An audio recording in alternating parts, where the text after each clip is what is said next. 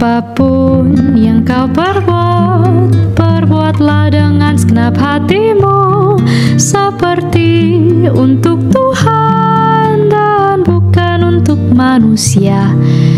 Kerjakan dengan setia apapun yang ia percayakan, mahkota kehidupan ia janjikan,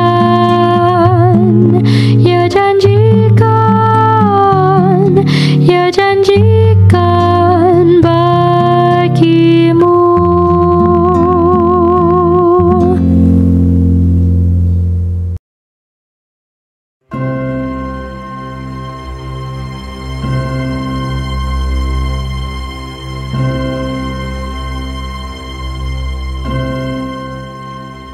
Thank you untuk perkenalannya. Selamat malam saudara sekalian. Kita bersyukur untuk kesempatan ini ya, memperingati Nicene Creed ya. Ini 325, ini 2025, so persis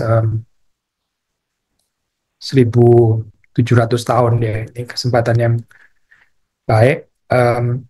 Kita di Reform Circle, gereja Reform, I think seluruh dunia ya, itu kita menekankan sola scriptura, bukan berarti terus kemudian kita nggak ada high view terhadap konsili-konsili penting itu ya. Konsili-konsili itu memang dari perspektif teologi reformatoris, bukan setara dengan Alkitab.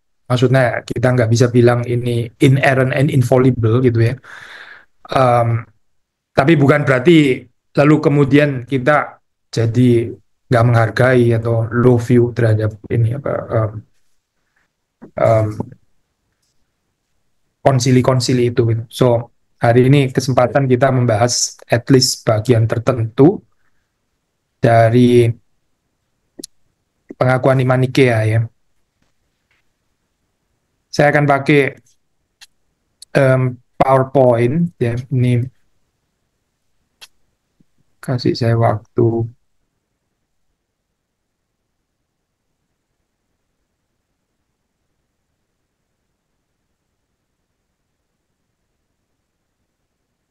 Gimana ini share-nya? Oke.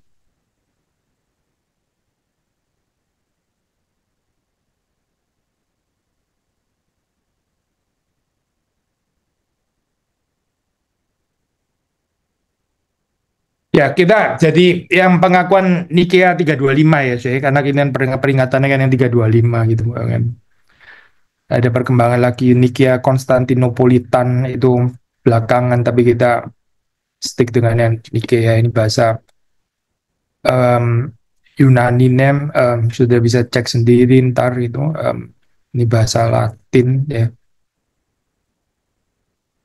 Ntar kita mungkin bisa refer lagi ya.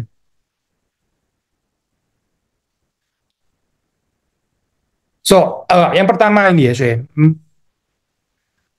Kita kalau di Reform itu kan ada namanya katekismus ya, katekismus Heidelberg gitu ya. Westminster Shorter Larger Catechism itu ya ini ya. Katekismus ada confession ya, atau creeds ya. Creeds atau confession itu memang sangat mirip dengan katekismus, tapi ada perbedaan penekanan gitu. Kalau katekismus itu kan lebih kepada pengajaran gitu ya. Jadi itu kan pedagogical ya, saya. Itu sesuatu yang terutama itu sifatnya adalah untuk mengajar ya. Whereas kalau di dalam confession, pengakuan iman, creeds termasuk di dalamnya ya, itu sifatnya itu adalah namanya pengakuan iman ya. Pengakuan iman to confess ya.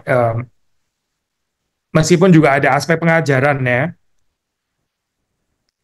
tapi selalu ada aspek polemis ya. Aspek polemis ini penting gitu. Aspek polemik maksudnya pengajaran apa yang sedang dilawan di sana gitu. Misalnya termasuk pengakuan iman Nikea gini ya, ini bukan tanpa konteks tapi ada yang dilawan gitu, jadi ada polemik lah. Dan gambaran polemik ya kan, polemik dengan pengakuan iman ini sudah sejak dari awal sih sebetulnya kalau sudah lihat ya ini apa. Misal ya saya contoh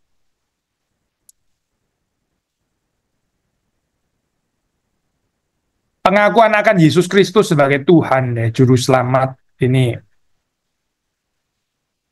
itu juga merupakan pengakuan yang polemis gitu.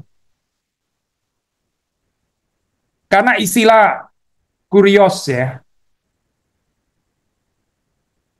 istilah kurios itu adalah istilah yang sebetulnya dipakai di dalam Caesar cult ya. Itu untuk diterapkan kepada kaisar ya. Kaisar bahkan memperkenalkan dirinya ini apa sebagai ya soter juru selamat. Dia datang membawa kabar baik ya, membawa kabar baik, dia juru selamat, dia Tuhan ya, disembah sebagai Tuhan. Dia juga menghadirkan damai ya. So itu istilah-istilah yang vocabulary-nya kita gitu kan ya. Tapi ternyata vocabulary kita itu yang kita pakai itu adalah istilah yang sudah existing ya. Waktu Markus tulis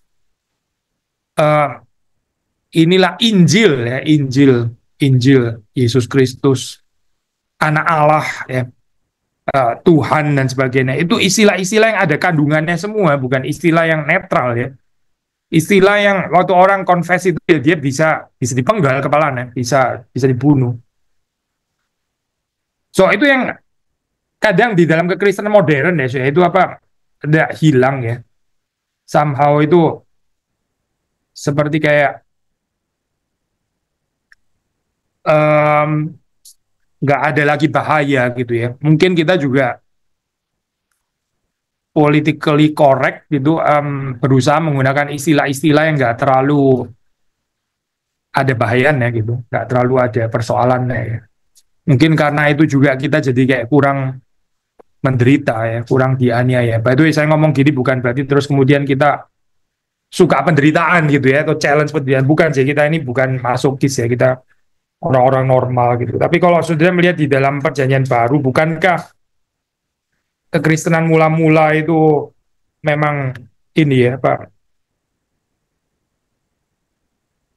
penuh dengan penderitaan gitu. Bukan karena mereka glorifying penderitaan atau masokis, tapi karena memang persekutuan dengan Kristus itu termasuk persekutuan dengan penderitaan ya, seperti katanya Paulus gitu. So, waktu kita belajar pengakuan iman ya, saya harap kita ya nggak kehilangan spirit ini ya, apa the courage to confess ya. Seperti di dalam zamannya Hitler ya, itu Nazi pada saat itu ya, ada orang-orang yang confess. Hitler kan menyebut dirinya itu Führer ya, tapi terus kemudian ada sekelompok orang Kristen yang berani mengatakan confess, cuma ada satu, the only Führer yang sesungguhnya itu adalah Yesus Kristus. Bahaya sekali ya, so, kalimat itu luar biasa bahaya loh gitu. Tapi again kekristenan modern kadang-kadang kehilangan ini ya, saya kehilangan apa itu, kehilangan keberanian ini ya, mungkin karena paham pluralisme ya, religious harmony gitu ya, apa nggak boleh singgung agama lain ya, ngomong-ngomong di kandang sendiri saja gitu misalnya ya. Ya, well ini rada jauh sih belajar pengakuan iman historical dengan konteks Kristen kontemporer ya. Ini ya lagian kekristenan itu kan bukan urusan formula ya, saya formula yang tepat, formula yang presisi ya, ortodoksi ya, ini bukan sedang menghina ortodoksi bukan ya. Tapi kalau sampai cuma kepada apa presisi-presisi yang formula-formula yang tepat kayak gitu, ya pertanyaannya kan sederhana ya, kenapa mereka sampai mesti dipenggal gitu? Orang-orang di zaman gereja mula-mula itu, masa karena salah spelling gitu? Ya, kayaknya bukan itu kali ya urusannya, saya bukan gitu. Tapi karena mereka belum menghidupi ya, apa yang mereka percaya gitu. Termasuk kalau konteksnya nggak bersahabat ya, konteksnya itu nggak mendukung, nggak kondusif, mereka tetap menghidupi apa yang mereka percaya.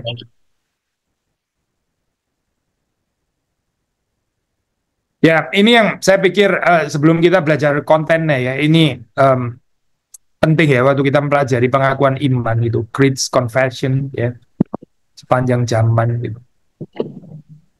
Saudara mungkin sekali lagi seperti tadi sudah diumumin ya, kalau saudara nggak sedang mau ngomong bisa dimatiin ini ya Pak, mikrofonnya.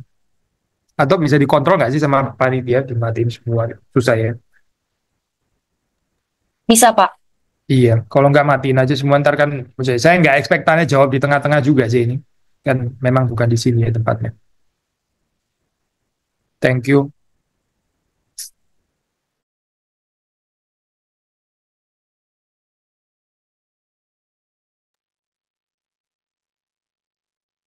Nah, polemik ya salah satunya adalah melawan ini ya, seperti kita tahu Arianisme Arius ya. Arius ini pimpinan gereja, dia presbiter dari Alexandria, ya Alexandria. Ya, kalau sudah lihat di dalam sejarah itu ini apa Alexandria itu tempat penting ya, saya mengembangkan apa kekristenan gitu. Kristologi itu berkembang di Alexandria, Antioquia juga. So, tapi ini bukan berarti antara Alexandria dan Antioquia yang mana yang lebih ortodoks, yang mana lebih Alkitabiah gitu misalnya ya. Karena Arius ini dari Alexandria ya, dan dia mengajarkan ajaran didat gitu. Tapi ada Cyril Alexandria yang nanti mewakili ortodoksi ya. Dia ada dari Alexandria di sisi yang lain ya. Antioquia juga pernah menghasilkan ini ya, Didat Nestorius gitu. Nestor itu Antioquia. So ini bukan siapa lebih superior tempatnya gitu. Alexandria lebih ortodoks dibanding Antioquia atau Antioquia lebih ortodoks dibanding Alexandria gitu ya. Ya Alexandria bisa memberikan kontribusi yang penting bagi ortodoksi itu. Antioquia juga gitu. Tapi ada perbedaan saya memang di dalam ini ya, pendekatan kristologinya gitu. Pendekatan kristologi Alexandrian itu lebih dekat dengan Injil Yohanes ya, saya. Lebih dekat dengan Injil Yohanes gitu. Jadi itu pakai tanda kutip ya, Christology from above. Nah ini sekarang istilah yang sekarang agak dianggap bermasalah karena kalau dulu orang ngomong Christology from above, from below gitu ya, ini apa? Sebetulnya di dalam from above juga ada below, nah saya di dalam below juga ada from above gitu ya. So bukan bicara couplingnya, tapi intinya gini ya, saya apa ini Alexandrian Christology itu adalah ini apa so-called logos sarx ya, logos sarx antropologi, pribadi logos yang kemudian menjadi daging ya, itu sarx ya. Kalau Antioquia punya kristologi itu logos anthropos ya, logos anthropos. Jadi kristologinya lebih dekat dengan sinoptik ya. Sinoptik seperti sudah tahu itu mulainya membicarakan dari manusia Yesus ya. Manusia Yesus yang ternyata adalah juga anak Allah ya, yang kekal gitu. Jadi pendekatannya kan rada dari bawah gitu ya. Kalau sudah familiar sama istilah ini ya, pendekatan sinoptik itu lebih ke pendekatan epistemik gitu ya, perjalanan hidup orang mengenal Yesus. Ya tentu mengenal Yesus dulu sebagai manusia gitu. Dan kemudian dia di dalam perjalanan kehidupannya mengenal Tuhan, dia sadar bahwa Yesus ini bukan manusia seperti manusia yang lain, maksudnya dalam arti ya, manusia tok gitu ya, satu natur, tapi ternyata dia juga adalah Allah, sang anak Allah gitu ya. Itu pendekatan epistemik namanya ya, pendekatan noetik, pendekatan dari perjalanan kehidupan manusia mengenal Allah. Tapi kalau pendekatan Alexandrian itu logos sarx itu pendekatan itu dari atas gitu. Logos itu ya, ini pendekatan ontik ya, pendekatan bukan dari sejarah manusia mengenal, tapi pada mulanya memang logos itu sudah bersama-sama dengan Allah, dia adalah Allah, dan logos ini ya mengambil natur kedua yaitu natur manusia, yaitu aliran Alexandrian ya. Nah ini Arianisme, Arius ini lebih dari eh, Alexandria ya, pendekatannya memang lebih top down gitu ya, top down, bukan bottom up. Eh, ada dasarnya of course itu ya. Lagian kalau di Alkitab itu ya pendekatannya dipakai model kayak gini ya, Yohanes itu, Injil Yohanes. Tapi terus kemudian dia mengalami kesulitan ya, dia mengalami kesulitan, dia nggak bisa melihat bahwa ya logos ini eh, sejajar ya, ini apa, substansi yang sama ya dengan Allah Bapa. Jadi pakai istilah-istilah yang lain ya, mungkin mirip substansinya tapi nggak benar-benar sama atau satu ya. Nah itu yang menjadi apa, persoalan di sini ya, latar belakang daripada Nikea itu. Saya terusin dulu ya. Arius ini mengajarkan subordinasionisme yang radikal. Maksudnya begini ya, itu certain extent kita bisa bicara tentang subordinasi ya, nggak ada masalah. Memang di dalam Tritunggal kan ada ordo ya, Bapa, Anak, Roh Kudus. Bapa yang apa ini apa, memperanakkan ya, memperanakkan sang anak ya, dan nggak pernah dikatakan sang anak juga memperanakkan Bapa, itu nggak ada itu ya. Jadi itu kan kacau ya ordonya gitu.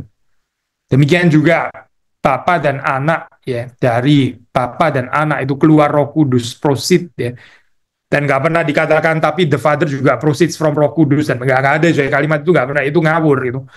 So ada subordinasi, iya ada subordinasi di dalam pengertian ordo di dalam hal ini ya. Nanti kita mungkin di Q&A kita bisa ngomong lebih detail ya, antara ini apa, uh, Tritunggal di dalam kekekalan atau di dalam kaitan dengan dunia ciptaan gitu ya, ini apa, subordinasi dalam pengertian apa. Tapi poin yang saya mau katakan adalah bahwa ada urutan ya, ada ordo, ada order, Bapa, Anak, Roh Kudus yang nggak bisa dibolak-balik. I think itu bukan sesuatu yang salah gitu.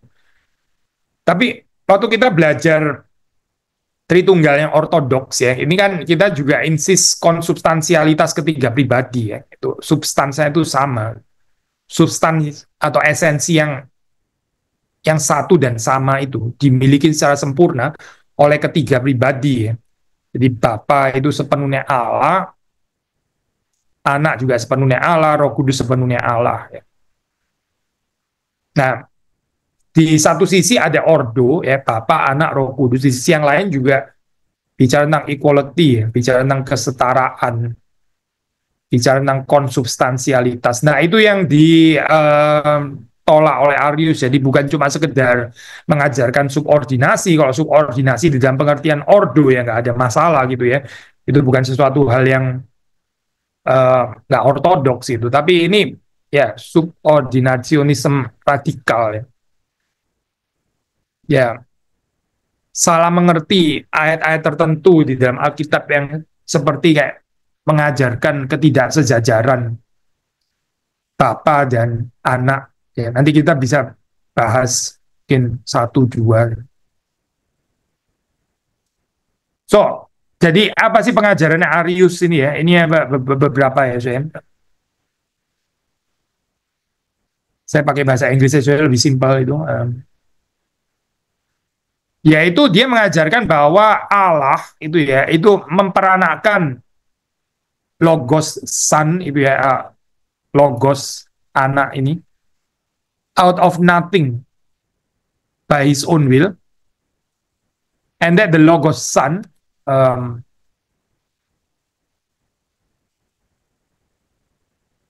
karena itu ya, bukan begotten from the essence of God. Nah nanti saudara ingat-ingat dari kalimat ini ya, ini nanti yang di dalam Nikea itu kemudian terus makanya ada ada formulasi, ada kalimat itu ya, dari substansi Allah Bapa ya, itu penting karena ada background ini. Jadi Arius mengajarkan bahwa ya begotten, memang begotten, dan tapi ya tidak diperanakkan dari esensi atau substansi Allah. Jadi ini ya boleh aja sih disebut Allah, boleh aja disebut ilahi gitu, tapi bukan esensi atau substansi yang sama dengan yang dimiliki oleh Allah Bapa gitu. Yang berikutnya yang berikutnya yaitu bahwa logos dan sang Bapa ini ya, karena itu jadi accordingly bukan satu esensi, bukan esensi yang sama, bukan substansi yang sama ya. Bukan essential equality atau consubstantiality ya, bukan, tapi esensi yang berbeda ya. Berbeda ya berarti bukan satu, istilah satu dan sama itu sebetulnya dipakai bergantian ya. Kalau satu ya berarti sama, sama ya berarti satu gitu. Ya kalau nggak sama ya berarti ini esensi yang berbeda dengan esensi Bapak. By the way, saya mungkin sebelumnya kita apa sih itu esensi, ini kan istilah filosofis gitu ya, saya ini apa substansi atau esensi itu apa sih pengertiannya? Sebetulnya pengertiannya sederhana sih, saya ini pengertiannya itu adalah sifat khusus ya, sifat khusus ini kalau di dalam bahasa Inggris agak susah terjemahannya gitu. Kata yang paling dekat di dalam bahasa Inggris itu pakai istilah property ya. Tapi kalau di bahasa Belanda, bahasa Jerman itu pakai istilah yang nggak bisa diterjemahin ke bahasa ini ya, bahasa Inggris pakai istilah Eigenschaft atau Eigenschaft itu kalau diterjemahin literally sih kayak ownership gitu ya, nggak ada sih istilah itu di bahasa Inggris ya. Sifat khusus yang dimiliki oleh sesuatu atau ya seseorang atau apa sesuatu hal gitu ya, yang karenanya hal itu disebut itu gitu. Sekali lagi ya saya, tadi pakai contoh aja lebih gampangnya. Disebut dengan substansi atau esensi itu adalah kualitas khusus yang ada pada satu hal yang olehnya ya hal itu disebut itu gitu. Contoh ya. Ini kan istilah substansi itu esensi itu kan biasanya dipakai dalam filosofi dipakai bukan berganti, dikontraskan dengan accidents ya, accident substansi esensi. Kalau yang bukan substansial itu berarti apa? Accidental. Contoh ya, contoh. Misalnya besi ya, besi itu esensinya apa gitu. Ada kualitas khusus apa yang ada pada besi gitu. Ya, misalnya melebur pada berapa derajat Celcius. Nah, itu unik gitu. Itu termasuk esensi substansi ya. Senyawanya ya itu pasti unik gitu ya. Perhaps juga berat jenisnya itu unik. Cuma ada pada besi itu, yang lain berat jenisnya lain gitu. Tapi bentuk segitiga gitu ya, itu bukan substansinya besi gitu. Bentuk segitiga itu just merely accidents gitu. Itu accidental untuk besi. Karena yang bentuk segitiga ya nggak harus besi sih, kayu juga bisa gitu. Uh, Emas juga bisa, perak juga bisa. Bukan so bentuk segitiga itu nggak substansial di dalam besi itu. Substansial itu berarti yang hanya ada pada dia, nggak ada pada yang lain ya. So kalau kita bicara tentang substansi ilahi itu apa gitu? Ya itu yang jelas yang dimaksud di sini ya. Apa yang substansi ilahi itu? Keberadaan. Itu bukan substansi, itu bukan substansi. Karena kita juga berada. Malaikat juga berada. So, existence itu bukan substansial di dalam ini. Itu accidental gitu dalam kategori ini. Tapi kalau kemahaadaan, ya, omnipresence, nah itu substansial gitu. Itu nggak ada pada yang lain. Ya, maha kudus ya itu basically semua atribut maha sih ya itu substansi gitu, substansial. Ya, sifat-sifat yang exclusively hanya ada pada Allah, yang nggak ada pada semua yang lain ciptaannya, itu disebut substansi ilahi. Nah, jadi waktu kita bicara balik lagi ya of the same substance ya, di sini kan bicara substansi yang sama ya, berarti kemahaadaan itu dimiliki oleh Bapa, Anak, Roh Kudus ya. Kemahakudusan itu juga ada pada Bapa, Anak, Roh Kudus.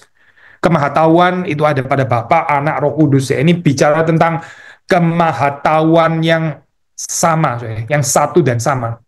yang dimiliki baik oleh Bapa, Anak, dan Roh Kudus. Jadi ada one mind, bukan three minds ya, one.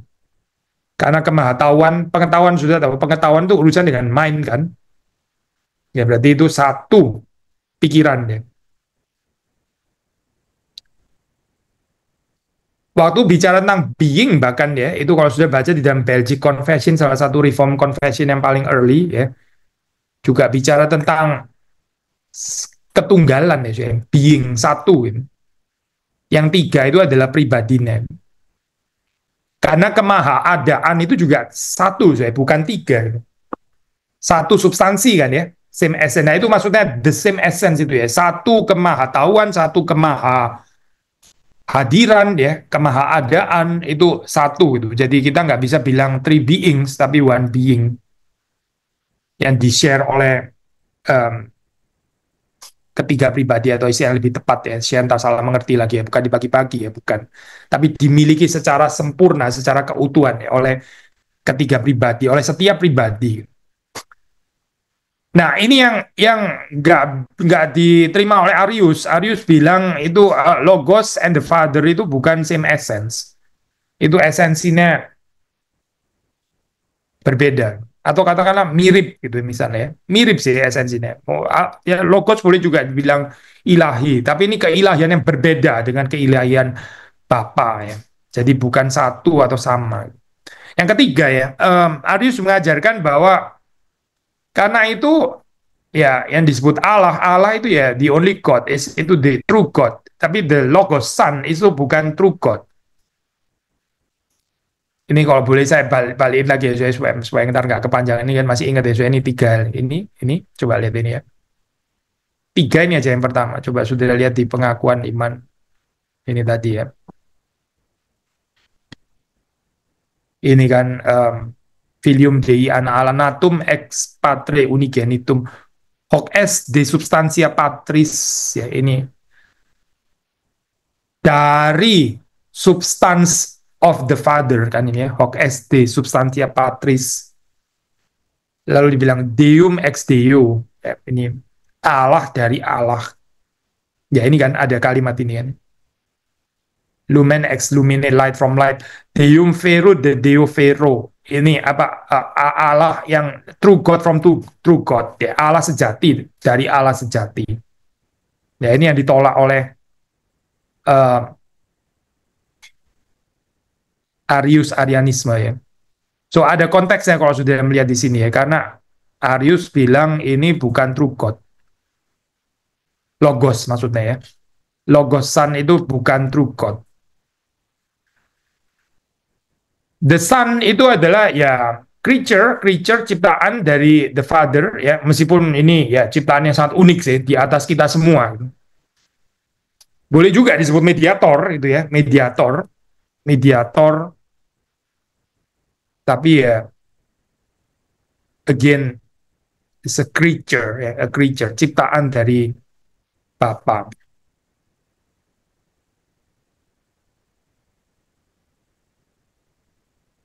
Nah, ini juga ya saya.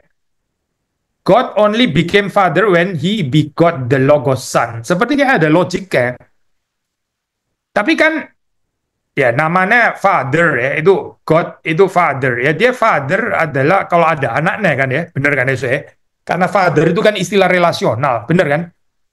Lah kalau Father nggak ada anaknya ya dia bukan Father gitu kan ya. Tapi yang dimaksud Arius di sini adalah ya bukan sejak kekekalan God itu adalah Father gitu. God itu adalah Father ya waktu di satu titik gitu ya. Entah kapan gitu. Waktu dia memperanakan Logos ya, dari situlah dia ini adalah Father gitu. Jelas ya saya konsep ini ya. Konsep ngawur ini maksudnya ya, konsepnya Arius. Dia menjadi Bapa waktu dia begot the Logos. Nah ini ya saya kebahayaan daripada Saudara perhatiin ini sebetulnya problemnya apa sih? Problemnya sudah sederhana gitu ya. Instead of menghidupi bahwa manusia itu diciptakan menurut gambar rupa Allah, di sini Arius apparently menciptakan Allah menurut gambar rupa manusia. Menciptakan Allah menurut gambar rupa manusia. Ya, dia pikir manusia itu kan kayak begitu gitu kan. Ya benar sih ya. Tuh laki-laki ya sebelum menikah ya dia bukan suami. Ya benar. Suaminya siapa kalau nggak ada istrinya gitu kan. Kalau sudah nikah tapi belum punya anak, ya nggak bisa bilang dia ayah. Ya, ayahnya siapa coba? Orang belum punya anak kok gitu. Dia nggak bisa bilang dia adalah ayah kan. Dia baru ayah setelah dia punya anak. Ya benar kan ya? Itu di dalam kehidupan memang begitu, benar gitu. Even Adam pun ya manusia pertama, dia tetap bukan bapak ya sebelum ada anak-anaknya. Ya benar, ya, betul gitu ya. Lalu dia pikir Allah itu juga kayak begitu gitu ya. Ini kan gila ya saya itu menciptakan Allah menurut gambar rupa manusia. Kesesatan ya saya. Dari sini saja ya saudara mungkin ya pikir ya memang si Arius ini keterlaluan gitu ya. Tapi ini problem common loh saya, problem common deh. Kita di dalam kehidupan kita juga bisa suka ya saya memproyeksikan ide kita tentang Allah, Allah itu harusnya gini gini gini gitu.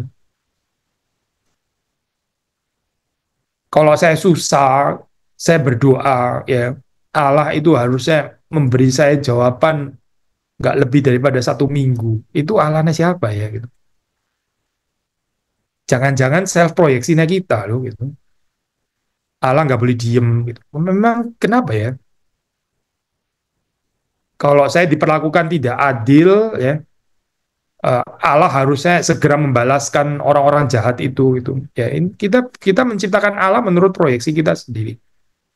Perhaps kita nggak sadar kita mengutuki Arius, kita bilang memang keterlaluan ya orang ini ya, kok berani-beraninya menciptakan Allah menurut gambar rupa manusia ya. Ini problem sampai sekarang masih ada, so ya. Mungkin teologi kita tentang Tritunggal ortodoks ya, boleh saja ortodoks gitu. Tapi ini problem common kok sebenarnya, menciptakan Allah menurut gambar rupanya kita gitu. Pertanyaan terkenal ini saya sudah pernah dengar lah gitu ya. Kalau Allah itu maha baik dan maha kuasa, kenapa di dalam dunia masih ada penderitaan? Sudah pasti pernah dengar kan ya. Kalau dia maha baik dan dia maha kuasa, mana di dunia ini masih ada penderitaan? So, berarti apa? Mungkin Allah itu maha baik tapi nggak maha kuasa, atau dia maha kuasa tapi nggak maha baik. Ya makanya masih ada penderitaan. Cuma itu pilihannya. Ini menurut versinya siapa? Ya ini self projected image dari bawah sebetulnya gitu. Baik, maha baik menurut dia gitu. Maha baiknya dia itu kalau dia maha baik dan maha kuasa dia harus menggagalkan semua penderitaan gitu ya. Jadi kalau orang tiba-tiba mau pukul orang lain gitu ya, tiba-tiba orangnya itu berubah jadi donat gitu misalnya ya, terus orangnya terus dilemparkan ke gunung yang lain gitu misalnya, kan gila ya saya kayak begini nih. Jadi bagaimana sih maksudnya gitu? Kalau orang nusuk pisau itu, tusuk pisau, terus pisaunya berubah jadi karet gitu, jadi geli dia gitu maksudnya. Jadi itu namanya maha baik gitu maksudnya. Ini konsep apa ya kayak gini nih? Konyol kan nggak sebenarnya sih? Konyol gitu. Tapi manusia tuh suka loh mengembangkan konsep seperti itu, proyeksi dari bawah gitu, menciptakan Allah, menciptakan konsep ya termasuk substansi ya, kemahabaikan, kemahakuasaan menurut proyeksinya dia sendiri gitu. Menurut gambaran dia sendiri. Ya, mengenal Allah itu satu perjalanan seumur hidup ya, dan itu is a risky journey ya. Karena saudara dan saya akan terus dikoreksi gitu. Akan terus dikoreksi sampai kita akhirnya ya sungguh-sungguh mengenal Allah gitu. Yang diperangi di dalam pengenalan akan Allah itu apa sih? Ya, salah satunya saya percaya adalah self-projected image tentang Allah gitu.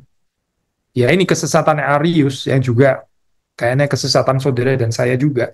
Meskipun kita jatuhnya bukan di dalam urusan ala Bapa ya gitu ya. Kita bukan mengembangkan self projected image yang ini memang, tapi di dalam banyak hal yang lain kita juga bisa punya self projected image loh, saya kesesatan yang juga mirip dengan kesesatannya Arius gitu. So, the God that God only became father when he begot the Logos Son ya. Ini dunia manusia lah. Berikutnya, that there was a time, karena itu juga ini konklusi logis semuanya ya. Ini kan kalau seperti itu berarti ada waktu di mana the Son did not yet exist, benar kan? He had a beginning. Jadi dia menolak, dia deny the beginningless ya, apa ini saya susah bahasa Indonesia ya. Yang nggak ada beginning ya itu. co-eternity of Father and Son, pre-existence of Christ itu ditolak gitu oleh Athanasius. Sorry, Arius ya, sorry salah ngomong ya saya. Athanasius justru yang memerangi konsep ini gitu.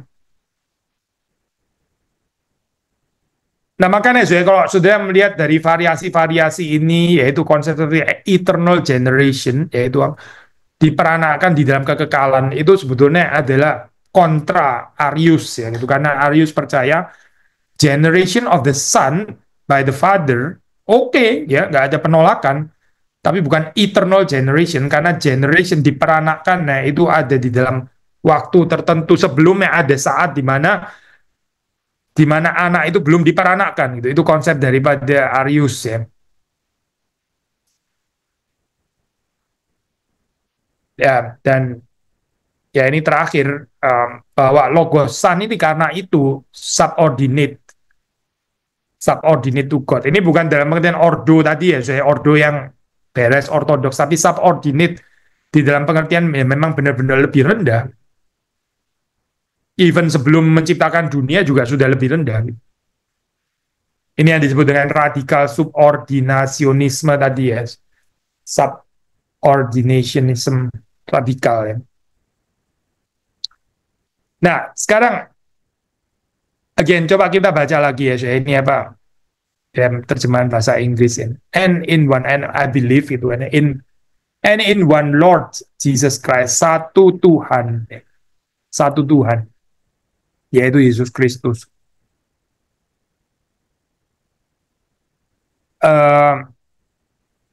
Ini waktu mengatakan Yesus Kristus Tuhan ya, ini bukan berarti di dalam pengertian kalau gitu itu Bapa dan Roh Kudus bukan Tuhan, bukan begitu ya, saya bukan. Ini bicara penekanan gitu ya, penekanan.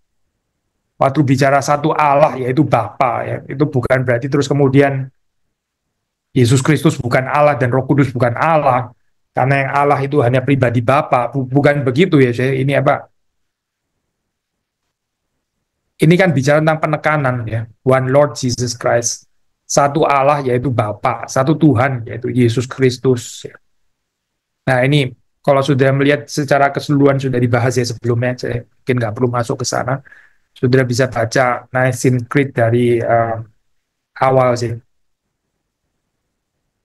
One Lord Jesus Christ, the Son of God, Sang Anak Allah, begotten of the Father, the only begotten, diperanakan ya dari Bapa, that is ya of the essence of the Father, dari substansi Bapa ya, substansi ilahi, jadi satu ya, substansinya itu satu. God of God tadi saya sudah jelaskan ya, Allah dari Allah, light of light, terang dari terang, very God of very God, Allah sejati dari Allah sejati. Sekali lagi ya saya ini balikin lagi supaya saudara ini yang Arius tadi. Ini ya, ini Logos Son is not true God.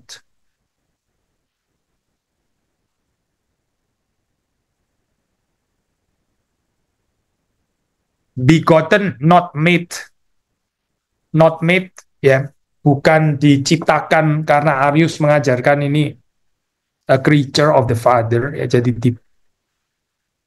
bukan apa ya, bukan diperanakan di dalam kekekalan, tapi diciptakan, even diciptakan sebagai katakanlah Allah sekalipun gitu ya, tapi tetap Allah ciptaan. Diperanakan, tidak diciptakan, konsubstansial, punya substansi yang sama ya. Kon itu kan dengan ya, bersama. Konsubstansial with the Father maksudnya substansinya itu sama dengan substansi Bapa ya. By whom all things were made, both in heaven and on earth. By whom, atau sebetulnya mungkin terjemahan lebih baik through whom ya. Ya ada nuans sedikit sih saya, tapi kalau sudah baca di ini ya Pak, ini bahasa Latin dan bahasa Greka, Ini kan pakai dia ya. Di utapanta egeneto dia. Dia terjemahan bahasa Latinnya itu pakai per ya, per quem omnia facta sunt. So dia atau per itu yang melaluinya ya, atau yang olehnya. Nah, ini kita bisa dapat dari mana, so ya? Kita bisa dapat dari Yohanes ya. Ini kan istilah dari Injil Yohanes ya. Bapa menciptakan itu ada mediasinya, dan mediasinya itu adalah logos. Bapa tidak menciptakan tanpa logos. Jadi Bapa menciptakan melalui logos ya. Waktu dipakai istilah melalui di sini ya, saya sudah jangan apa ya, apa ini istilahnya ya, terganggu kok jadi kayak sifatnya instrumentalis gini ya. Cuma melaluinya kok firman kok cuma jadi sarana gitu misalnya ya. Nah, kalau saya ngomong apa gitu. Kayak kadang-kadang terjemahan Indonesia mungkin karena sungkan ya pakai olehnya gitu ya. Daripada melaluinya. Sudah coba baca ini deh apa Yohanes ya. Kita mau coba lihat Injil Yohanes. Kita buka ini ya Injil Yohanes. Boleh lihat nggak sudah ada berapa variasi ya. Kita buka Yohanes ya, Yohanes pasal yang pertama.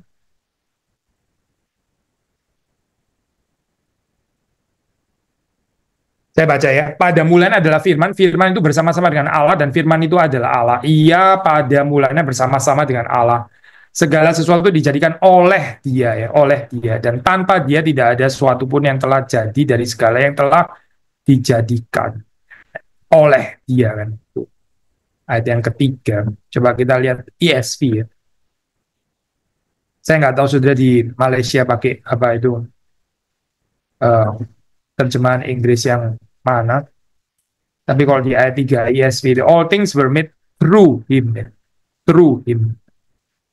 Per, ya dia, bahasa Greeknya dia, atau bahasa Latin per, bahasa Inggris ya through, melalui, ya, melalui. Jadi memang konsepnya itu mediatoris ya, mediating position ya, logos itu. Bapa menciptakan bukan tanpa logos. Bapa menebus bukan tanpa logos ya. Bapa mewahyukan bukan tanpa logos. Bapa menguduskan juga bukan tanpa logos. Ini namanya konsep mediasi gitu kan.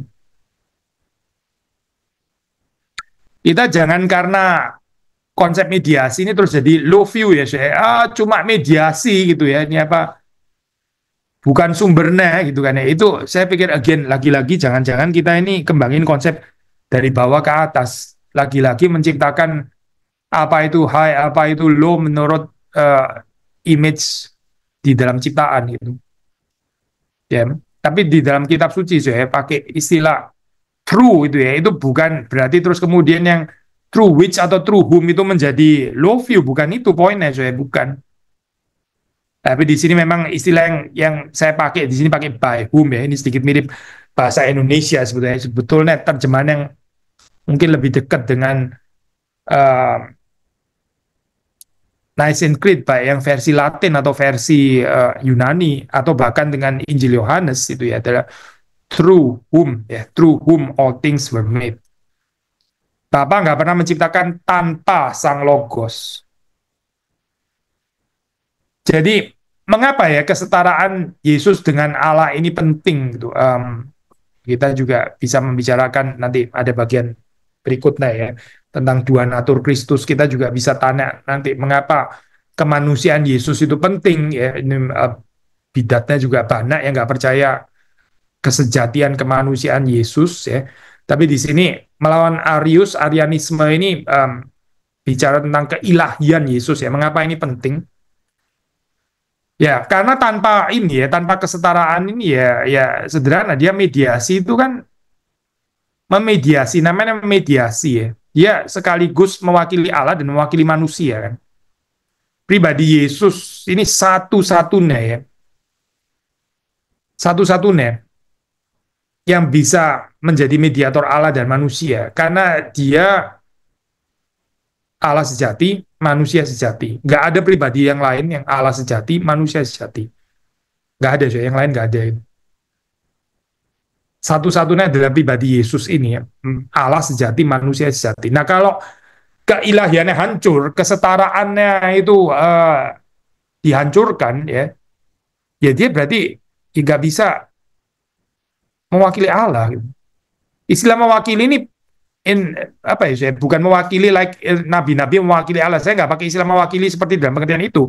Ya tentu nabi-nabi yang diutus Allah itu juga mewakili Allah, mewakili in that sense, ya sudah mengerti maksudnya. Tapi ini bukan mewakili itu maksudnya, saya mewakili Allah juga sebagai Allah, ya karena konsubstansialitas gitu ya. Ini cerita ini akan hancur semuanya gitu ya. Jadi nggak bisa jadi mediator, gitu. Karena nggak sepenuhnya ilahi, ya. Nggak memiliki keilahian yang sama dengan Allah Bapa. Jadi dia nggak bisa mewakili Allah. Ya Allah ciptaan gitu misalnya, ya. Ya kita baca ini ya, saya ini apa ini Reform Circle, harusnya kita familiar dengan Heidelberg Katekismus, ya. Q&A 17 ini, salah ini Q-nya harusnya ditulis bukan 17 Q, ya. So ini belong tuh, saya koreksi sebentar, ya. Ini Q-nya tadi saya ini kurang rapi, ya.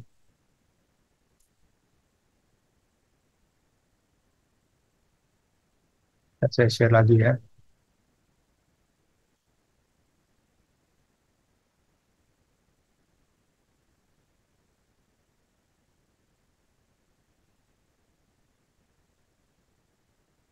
Why must the mediator also be through God? Q&A 17, ya, Heidelberg Katekismus jawabannya. So that the mediator by the power of his divinity might bear the weight of God's wrath in his humanity and earn for us and restore to us righteousness and life. Bearing the weight of God's wrath in his humanity itu perlu power of his divinity kalau menurut Heidelberg Katekismus, ya. Otherwise, ya ini nggak bisa terjadi penebusan ini, ya. Ini ayat-ayat yang dikutip gitu di dalam Q&A 17. Berarti apa sih? Kalau kita menghancurkan entah kemanusiaan Kristus atau keilahian Kristus, ya itu terjadi kerusakan soteriologis. Nggak ada yang namanya mediator.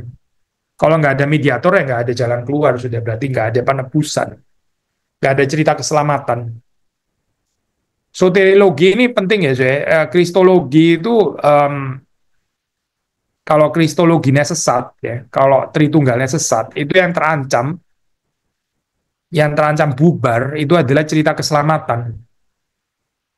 Jadi sudah bisa belajar juga di dalam ini, ya, bidat-bidat apa itu yang menolak kesejatian kemanusiaan Yesus, sama gitu. Yang terancam juga soteriologi. Saya nggak bahas di sini, ya, karena ini bukan bagian saya gitu. So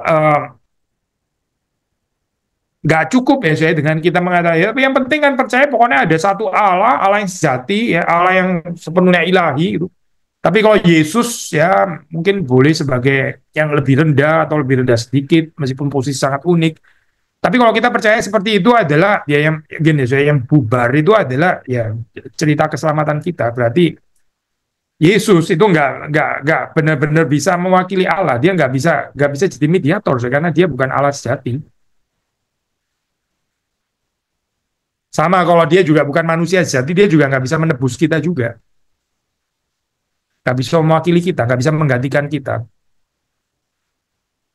Nah, bukan cuma itu, juga penyembahan kepada Kristus ini berarti penyembahan berhala, ya. Kalau Kristus ini nggak konsubstansial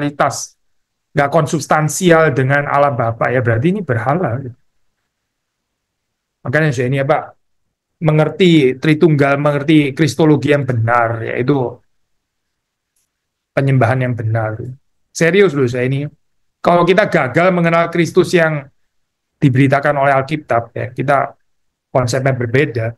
Kita mengenal Yesus yang lain, ya kita sedang menyembah berhala. Karena itu bukan Yesus yang asli. Itu bukan Sang Logos. Itu self-projected image dari bawah. Nggak sedang beribadah kepada Allah, sedang menyembah berhala sebetulnya. orang yang mengajarkan Injil yang lain, ya Paulus mengatakannya terkutuklah dia. Gitu. Karena apa? Ya karena di dalam Injil yang lain Yesusnya juga yang lain, bukan Tritunggal yang sejati. Berarti dia sedang menyembah sesuatu yang lain. Yaitu kalau nggak menyembah Allah yang sejati, ya berarti penyembahan berhala namanya. Apalagi kalau bukan penyembahan berhala.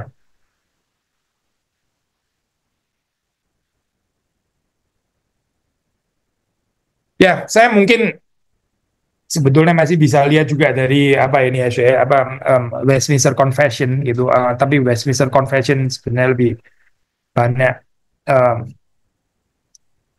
menekankan kemanusiaan Kristus ya,